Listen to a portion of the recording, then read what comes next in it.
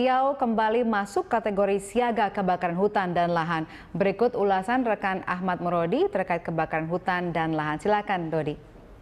Ya, baik Vale, terima kasih. Dan pemirsa, memang berdasarkan pantauan satelit modis sensor Terra Aqua milik NASA pada Minggu tanggal 13 Maret 2016 kemarin pukul 5 di Indonesia itu ada 121 titik api. Kita bisa bagi 45 ada di Riau dan kemudian 76 ada di Kalimantan Timur. Kita akan lihat yang di Riau dulu. Ya, Anda bisa lihat pemirsa dari kaca Anda, ini adalah titik-titik api, ada 6 kabupaten di Riau, ada total 45 titik api. Kita mulai dari Kabupaten Rokan Hilir dulu, ada 1 titik api. Kemudian Kabupaten Bengkalis punya 16 titik api, kemudian Kabupaten Siak ada 2 titik api. Kabupaten Kepulauan Meranti ini paling banyak di Riau, yaitu ada 20 titik api di sana. Kemudian Kabupaten Pelalawan ada 4 titik api dan juga Kabupaten Indragiri Hulu ada 2 titik.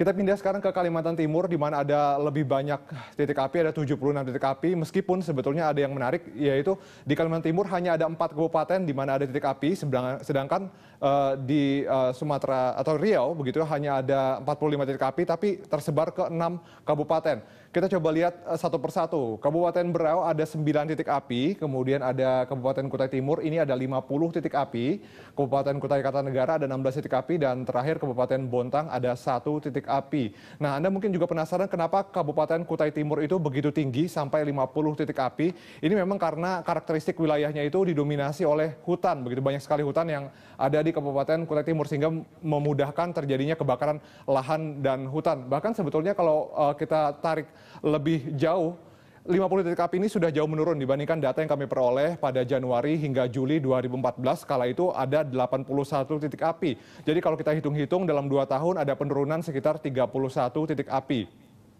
Nah, memang munculnya lagi titik api yang ada di Indonesia ini disebabkan oleh berbagai faktor begitu ya. Salah satunya adalah karena intensitas hujan yang sudah mulai menurun dan kemudian juga masuknya musim kemarau. Ini karena fenomena dari El Nino. Kemudian informasi lainnya terkait dengan tersangka pembakar lahan di Riau. Nah, kita bahas juga yang pertama di Kabupaten Dumai ada 16 tersangka, kemudian Kabupaten Siak ada 6 tersangka, Kabupaten Pelalawan ada 5 tersangka, Kabupaten Rokan Hilir ada 5 tersangka, Kabupaten Indragiri Hilir 4 tersangka, Kabupaten Bengkalis 4 tersangka, dan Kabupaten Meranti ada 1 tersangka. Jadi total Polda Riau itu telah menetapkan sebanyak 41 tersangka dalam kurun waktu Januari hingga Maret 2016.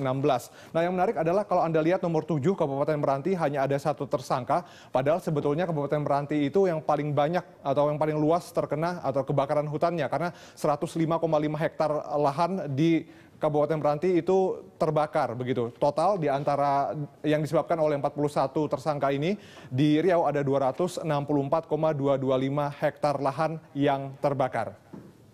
Nah, informasi selanjutnya adalah Desember tahun yang lalu ini Kementerian Lingkungan Hidup dan juga Kehutanan telah merilis ada sekitar 23 nama korporasi yang diberikan sanksi karena mereka telah terbukti menyebabkan kebakaran hutan dan lahan di Sumatera dan juga Kalimantan. Kita akan lihat ini adalah sanksinya pencabutan izin bagi 3 korporasi yaitu PT Hutani Sola Lestari di Riau, kemudian ada PT Mega Alam Sentosa di Kalimantan Barat, kemudian ada PT Diera Hutan Lestari di Jambi.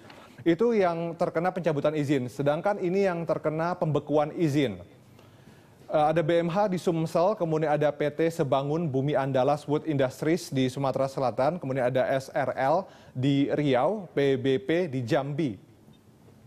Selanjutnya ada BMJ di Kalimantan Barat, ada IFP di Kalimantan Tengah, ada TKM di Kalimantan Tengah, KH kemudian Kalimantan Tengah.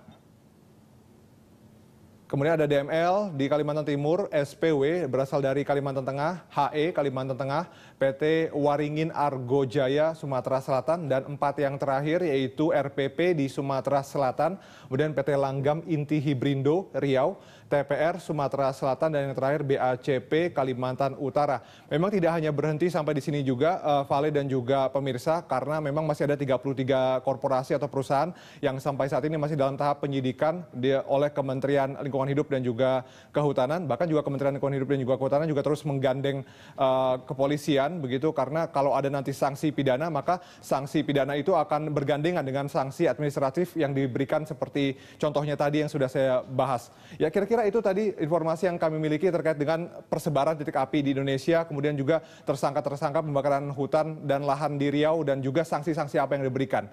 Kembali ke Anda di studio, Vale. Yang Anda sampaikan, pemirsa.